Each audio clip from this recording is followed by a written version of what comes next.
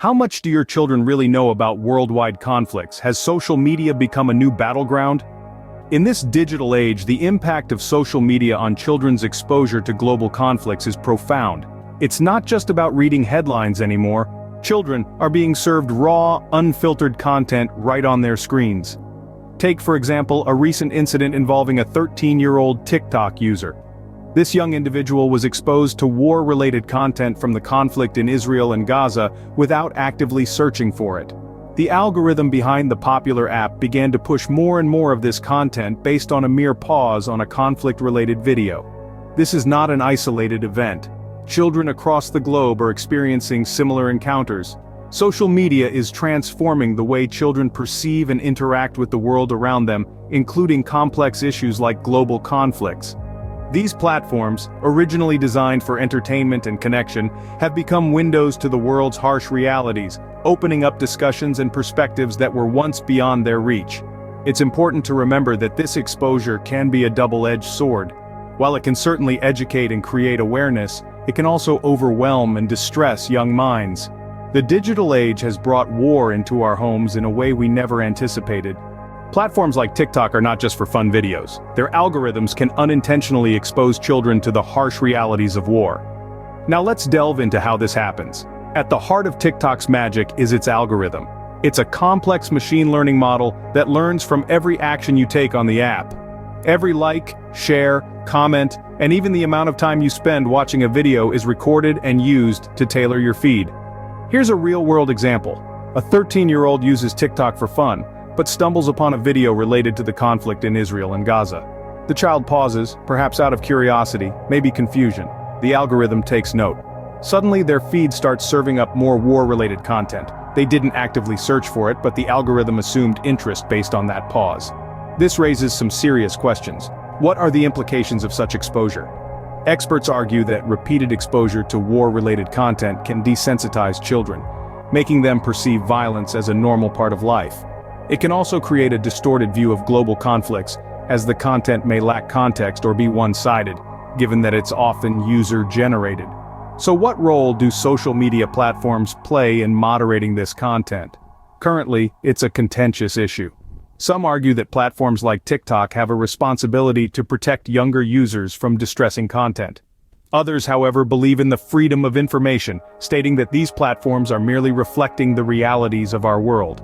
Regardless of where one stands, the fact remains. Social media platforms, with their powerful algorithms, have the ability to shape the perceptions of their users. In the case of children, who are still forming their understanding of the world, this influence can be particularly significant. As the line between reality and the virtual world blurs, the impact of what children view on these platforms cannot be underestimated. In this era of information overload, who bears the responsibility of safeguarding our children's innocence? It's a question that we must grapple with as parents, educators, and even as social media platforms. Our children are growing up in a world where information is just a swipe away, making it all the more important to guide them through the digital landscape. Parents, first and foremost, must understand that platforms like TikTok are not just sources of entertainment, but also powerful learning tools. We should be aware of how these platforms work, what kind of content they promote, and how it influences our children's perceptions of the world. It's not just about limiting screen time, but also about engaging with our children, understanding their digital experiences, and teaching them to navigate these platforms responsibly. Social media platforms, on the other hand, must acknowledge their role in shaping young minds. Algorithms should be designed with care, considering the potential impact of the content they promote. We must call for more transparency, better age restrictions, and improved content moderation to ensure that these platforms are safe spaces for children. As we navigate this digital landscape, it's crucial to remember that our role is not just to protect, but also to guide our children. So let's work together, parents and platforms alike, to ensure that our children grow up informed, not overwhelmed. Social media has taken center stage in how we consume information, but at what cost?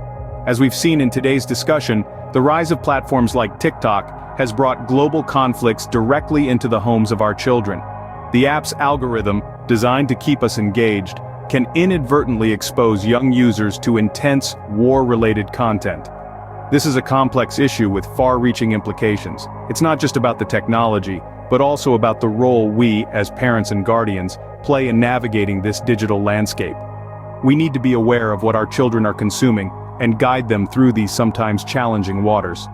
There's an urgent need for more research into the impact of these platforms on our children's understanding of global conflicts.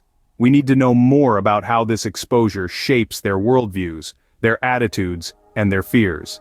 It's time for us to engage in this conversation. We need to question, to challenge, to educate ourselves.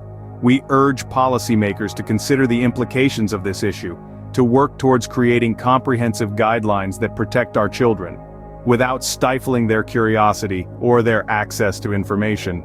The world is at our fingertips, and it's up to us to ensure that this doesn't become a burden for our children.